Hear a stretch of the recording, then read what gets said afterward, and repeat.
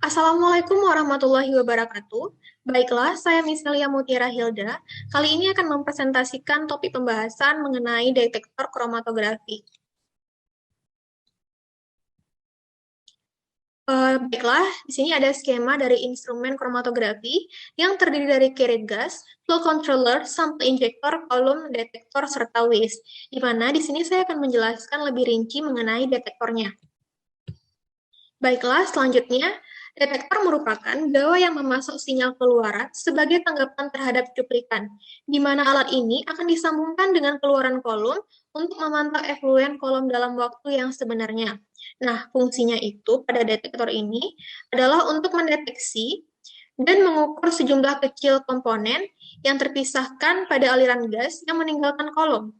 Nah, jadi detektor itu harus memiliki karakteristik tertentu, misalnya saja memiliki sensitivitas yang tinggi, tingkat noise yang rendah, respon linear terhadap rentang dinamis yang luas, respon yang baik, tidak pekaan untuk variasi aliran dan perubahan suhu, adanya stabilitas dan kekasaran, adanya operasi yang mudah dijalankan, dan identifikasi senyawa yang positif.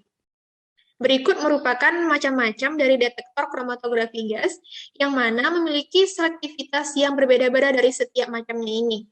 Di mana di sini terdiri dari FID, PCD, HGD, nitrogen fosforus, VPD, PID, serta Hall electrolytic conductivity yang nantinya akan saya jelaskan. Yang pertama ada mengenai detektor thermal conductivity detector yang berasal dari yang digunakan pada detektor GC atau gas kromatografi. Nah, di sini bisa kita lihat pada skemanya ada aliran gas masuk, ada aliran gas keluar, ada filamen dan listrik serta sirkuitnya. Di mana pada PCD ini terbuat dari kotak yang di dalamnya terdapat filamen listrik yang dipataskan. Nah, jadi aliran dari gas pembawanya ini akan mengandung senyawa-senyawa dari sampel yang melewati kotak dapat menghantarkan panas dari filamen. Nah, hantaran panas pada senyawa tersebut menyebabkan terjadinya perubahan suhu dalam kotak logam yang mengakibatkan tahanan listrik dari filamen juga akan berubah. Di mana perubahan di luar jangkauan ke suatu sirkuit itu semacam jembatan Wheatstone dalam elektronika yang sebagai pengganti pencatat. Pencatat akan berfungsi mengubah sinyal listrik menjadi diagram atau gambar nantinya. Nah, jadi selanjutnya yang kedua ada VID atau yang disebut dengan Flame Ionization Detector.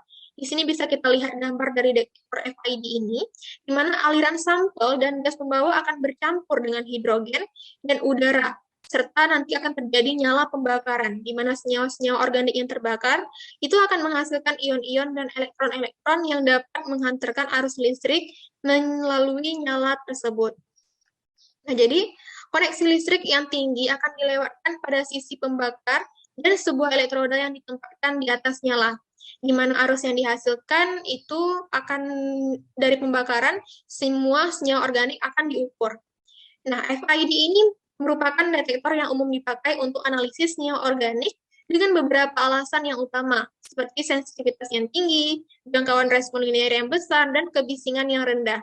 Jadi di samping itu ada kekurangannya juga, di mana penggunaannya sangat mudah dan sederhana, tetapi sederhana detektor ini bersifat dapat merusak sampel. Selanjutnya yaitu ada cara kerjanya, di mana cara kerjanya itu komponen-komponen yang keluar dari kolom akan dibakar dalam detektor dengan suatu nyala yang dihasilkan dan misalnya saja hidrogen atau oksigen. Nah, jadi hasil pembakarannya itu akan diperoleh partikel-partikel organik yang bermuatan seperti ion-ion. Nah, jadi kemudian ion akan masuk ke dalam celah elektroda yang menyebabkan terjadinya penurunan tegangan listrik. Perubahan tegangan dari yang diberikan akan diteruskan ke suatu sirkuit dan kemudian ke pencatat. Hantaran listrik dari gas berbanding lurus dan akan berbanding langsung dengan konsentrasi ion tersebut. Berikut macam-macam dari detektor tersebut. Selanjutnya ada ECD, yaitu Electron Chapter Detector, di mana di sini terdiri dari pendifusi aliran, isolator, elektroda positif negatif, adanya nitrogen atau hidrogen, atau 10% metana dalam argon, dan adanya sumber radioaktif. Jadi cara kerjanya di sini menyerap elektron oleh senyawa yang memiliki afinitas terhadap elektron bebas, misalnya senyawa-senyawa yang mengandung gugus elektron negatif. Nah, jadi gas pembawa dan sampel akan mengalir ke dalam detektor dan kemudian terionisasi, dan akan menyebabkan terjadinya perubahan tegangan listrik, dan di mana kemudian terhadap pencatat sehingga menghasilkan kromatogram. Jadi HID ini banyak digunakan untuk analisis halogen, fosfor, timbal, gugus nitro, dan senyawa aromatik ganda lainnya. Selanjutnya ada jenis nitrogen fosforus, di mana detektor ini memiliki tingkat selektif yang terhadap nitrogen dan fosfor. Dia juga bisa mendeteksi hingga 100 ppb, mana NPD yang sangat kasar dan mirip dengan desain FID. Jadi alat detektor untuk nitrogen fosforus ini itu desainnya itu mirip seperti alat FID. Jadi gunanya itu untuk mendeteksi pestisida, herbisida, dan penyalahgunaan obat-obatan. Di sini juga selanjutnya ada yang disebut dengan photoionization detector atau PID, di mana detektor ini mendeteksi berbagai senyawa organik. Fotoionisasi terjadi ketika atom atau molekul menyerap cahaya dengan energi yang cukup untuk menyebabkan elektron keluar dan membentuk ion positif. Nah, PID terdiri dari lampu ultraviolet yang memancarkan foton yang diserap oleh senyawa dalam ruang ionisasi. Jadi, arus yang dihasilkan akan memberikan ukuran konsentrasi analit dan hanya sebagian kecil dari molekul analit yang benar-benar terionisasi. Nah, metode ini itu dianggap tidak merusak karena memungkinkan untuk digunakan bersama dengan detektor lain yang mengkonfirmasi hasil analisis. Selanjutnya ada VPD, yaitu Flame Photometric Detector, di mana di sini ada skema dari alat detektor dari VPD, di mana ini senyawa yang mengandung belerang atau fosfor adalah tugas dari flame photometric detector. Jadi di sini dia mendeteksi untuk belerang dan juga fosfor. Nah, di sini juga dia spesifik untuk mengandung dua jenis atom seperti S2, sulfur ya. Dan di sini juga untuk secara selektif mendeteksi satu atau keluarga golongan senyawa yang terelusi dari kolom GC. Jadi di sini filter interferensi digunakan antara nyala api dan tabung fotomultiplier yang disebut dengan PMT untuk mengisolasi senyawa. Namun di sini ada kekurangan dari penggunaan detektor FPD ini, yaitu bahwa filter harus ditukar antara kromatografi berjalan jika golongan senyawa lainnya ingin dideteksi. Selanjutnya ada jenis Hall Electrolytic Conductivity. Nah, jadi detektor ini itu memiliki detektor konduktivitas untuk GC hanya dapat digunakan untuk spesies yang dapat diubah menjadi asam atau basa kuat setelah reaksi pasca kolom yang sesuai. Nah, biasanya itu dilakukan dengan pirolis atau oksidasi reduksi katalitik dalam tungku aliran melalui volume rendah yang juga menerima pasokan oksigen atau hidrogen. Nah, jadi di sini biasanya berupa kawat nikel. Katalisnya berupa kawat nikel pada 500 sampai 1000 derajat Celcius suhunya, dan senyawa organik selanjutnya diubah menjadi fragmen dengan berat molekul yang kecil. Selanjutnya kita akan membahas tentang detektor HPLC, di mana dari detektor HPLC ini memiliki beberapa, yaitu pertama ada detektor ultraviolet visible, yang ciri-cirinya itu mempunyai lampu, grating atau lensa, flow cell, dan juga fotodiode. Di mana prinsipnya itu, di mana semua senyawa kimia yang dapat berinteraksi dengan elektromagnetik yang menembus detektor akan mengalami perubahan-perubahan intensitas. Dan absorbansi dari radiasi diukur dengan bergantung pada panjang gelombang radiasi serta gugus fungsi dari masing-masing senyawa yang menyerap. Jadi kuat medan elektromagnetik itu bergantung pada energi atau frekuensi dan energi yang dihasilkan berinteraksi dengan elektron dalam medan elektromagnetik. Jadi selain itu juga interaksi ini menghasilkan eksitasi ikatan molekuler yang menyebabkan vibrasi atau rotasi pada gugus fungsinya. Nah, intensitas sinar dari sumber radiasi tersebut akan turun sepanjang jalan yang dilewatinya pada sel alit.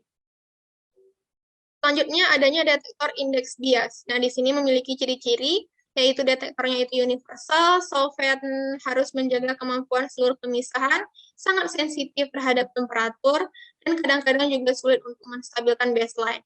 Dengan prinsipnya akan melibatkan pengukuran perubahan indeks bias senyawa yang mengalir dari kolom dan melewati sel alir atau pembacaan. Nah, semakin besar perbedaan indeks bias sampel dengan fasa gerak, jadi akan semakin besar pula ketidakseimbangan yang terjadi. Di sini sebaliknya untuk meningkatkan pembacaan, sebaliknya untuk campuran, komponen-komponen sampel yang mencakup daerah nilai indeks bias yang luas, dan beberapa komponen yang mungkin memiliki indeks bias yang sama dengan atau mendekati indeks bias fasa gerak. Di sini detektor RI merupakan diferensiasi instrumen murni, dan setiap perubahan komposisi elemen yang membutuhkan penyeimbangan kembali terhadap detektor. Nah, inilah yang kemudian membatasi kemampuan detektor untuk analisis yang memerlukan gradien LC, di mana komposisi fasa gerak akan merubah sepanjang proses pemisahan. Selanjutnya adanya detektor fluoresensi, di mana detektor ini itu banyak digunakan untuk senyawa yang mampu mengabsorpsi radiasi UV dan kemudian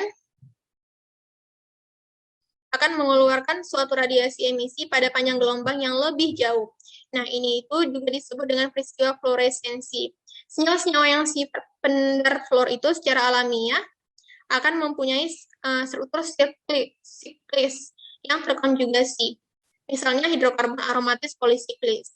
Nah, jadi prinsipnya itu dari detektor ini itu berdasarkan perbedaan pendar atau emisi dari senyawa-senyawa yang dianalisis. Kelebihannya memiliki batas deteksi lebih rendah, yaitu 1 pg, lebih selektif dan sensitif, juga lebih baik untuk menganalisis kualitatif dan kuantitatif. Namun kelemahannya itu dengan rentang linearitas yang sempit, yakni antara 10 sampai 100.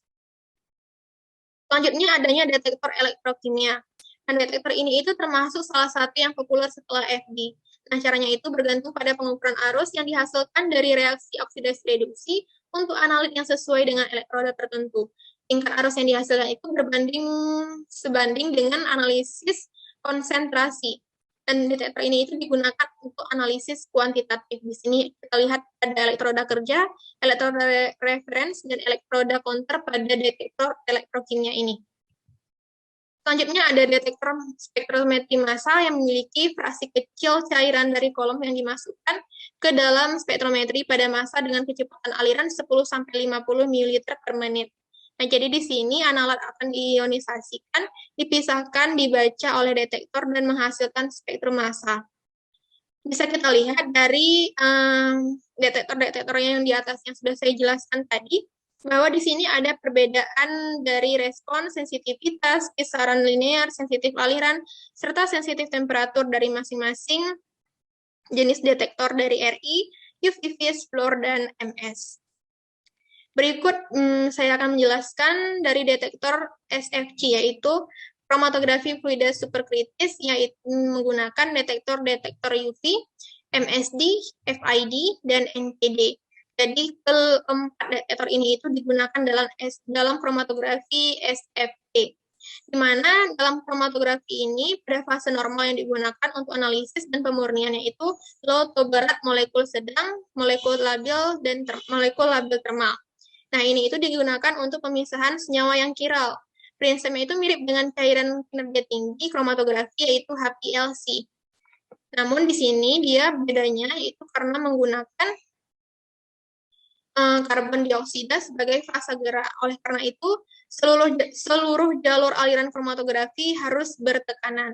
Nah, jadi dengan penggunaan dari keempat detektor ini itu harus menurunkan tekanan kolom menjadi tekanan atmosfer secara perlahan.